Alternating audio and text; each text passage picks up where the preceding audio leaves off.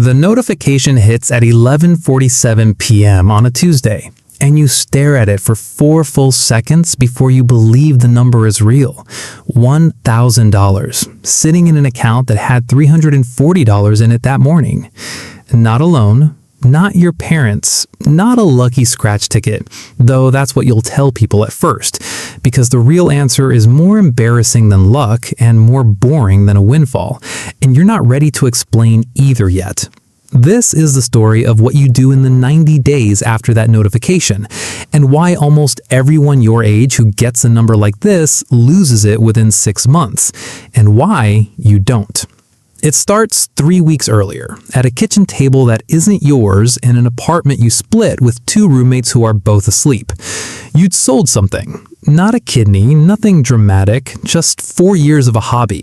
A camera and 2 lenses you hadn't touched since college, listed on a resale app at 11 at night because you couldn't sleep and needed to feel like you were doing something. You expected maybe $600. A guy named Ravi offered $1,000 flat, no negotiation, picked it up the next afternoon in a gas station parking lot, counted the cash into your hand like it was nothing, and drove off in a car nicer than anything you'd ever sat in. You stood in that parking lot for a full minute before you moved. Here's the part nobody tells you about a first $1,000. It doesn't feel like security. It feels like a decision you're suddenly responsible for making, one you've never had to make before because you've never had slack in a bank account big enough to be dangerous. $1,000 is not enough to change your life. It is exactly enough to reveal what kind of person you're going to be with money, and that reveal happens fast, usually within about a week, whether you're paying attention or not. Your first instinct, the one you don't act on but seriously consider for about 6 hours, is a flight to Cancun with your roommate Jess, who's already texting you 3 destination options before you've even told her the full amount. You almost say yes. You get as far as opening the flight app. Then you close it. Not because you're a saint, but because some small, annoying, practical part of your brain does the math out loud. Gone in 4 days, and then you're back to $340, except now you also have credit card statements from the trip landing in 3 weeks. You don't tell Jess no, you tell her you're thinking about it, which buys you time, which is the first real financial decision you make with this money, and you don't even realize it yet. The next morning, you do something that feels anticlimactic even as you're doing it. You open a savings account you'd created 2 years ago and never funded. The one your dad set up for you when you turned 23 and you'd forgotten the login to twice. You move $400 into it. Not because a finance influencer told you to, because you'd read somewhere, scrolling at 1 a.m. during a week you couldn't sleep, that most people who get sudden money and keep none of it share one thing in common. They never separate it from their spending account, so it just quietly dissolves into everything else. A subscription here, a dinner there, until 3 months later they can't point to a single dollar of it and explain where it went. $400 sits behind the wall now, in an account with a debit card you deliberately don't carry. You have $600 left in the account you actually use, and this is where it gets interesting, because this is where your cousin Malik calls. Malik is 27, works in sales, drives a car that's nicer than his paycheck should allow, and has a way of describing investment opportunities that makes them sound less like a risk and more like a favor he's doing you by mentioning it before he tells anyone else. He's heard about the $1,000. Jess told her boyfriend told his brother, and somehow it reached Malik in 4 days flat, which tells you something about how fast money talks travel, even when you've told exactly one person. Malik has a crypto play. He's been in 11 days, it's up 40%, and he needs 500 in by Friday if you want in on the next round before it, in his words, really takes off. You don't say yes. You also don't say no, not right away. And this is the part that should worry you more than it does, because you spend 2 full days actually considering it, running the math in your head at work, in the shower, half listening to a coworker explain a project you're supposed to care about. Malik texts you twice more. The second text has a countdown built into it, a specific hour on Friday. And something about a countdown attached to somebody else's money always means the same thing, even when you're 25 and don't have the vocabulary yet to name what that thing is. You call your uncle instead.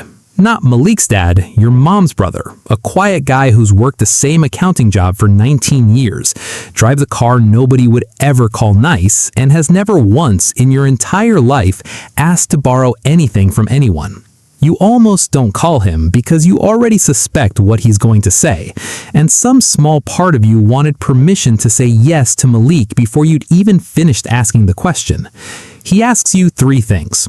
How long has Malik been doing this? 11 days. What's his exit plan if it drops 40% instead of gains it? Silence, because you don't know, because you never asked. What happens to your friendship with Malik if you give him $500 and it goes to 0?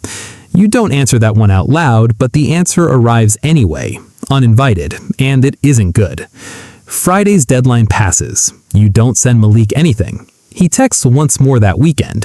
A screenshot, up 61% now. Casual, almost cruel in how casual it is. You feel something twist in your stomach that you don't have a name for yet.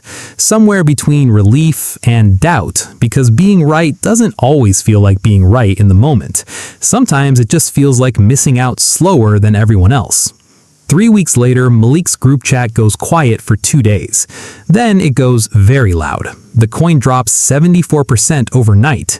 Malik doesn't post about it. You find out from his girlfriend's story, a screenshot with no caption, the kind of silence that says more than any caption could. You don't say anything to him. You don't need to.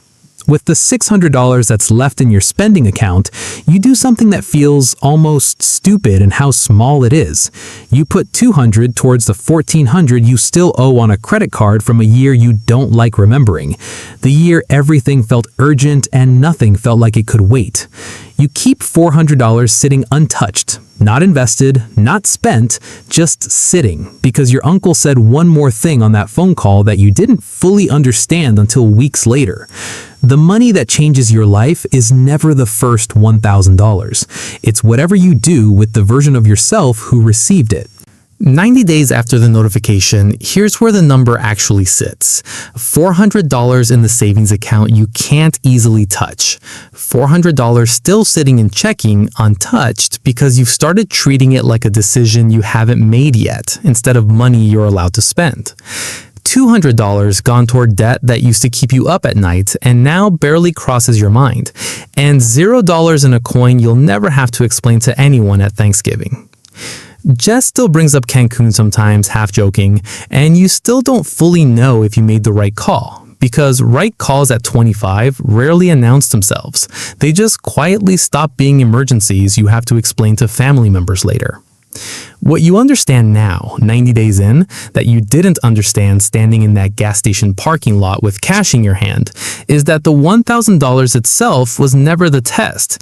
The test was everyone who found out about it within a week, and what each of them wanted you to do with it, and whether you had enough of your own voice left at 25 to say the slowest, most boring, least Instagrammable answer out loud. Not yet, let me think about it. Nobody clapped for that answer. Nobody ever will. But 6 months from now, you'll still have the $400, and Malik still won't talk about the coin.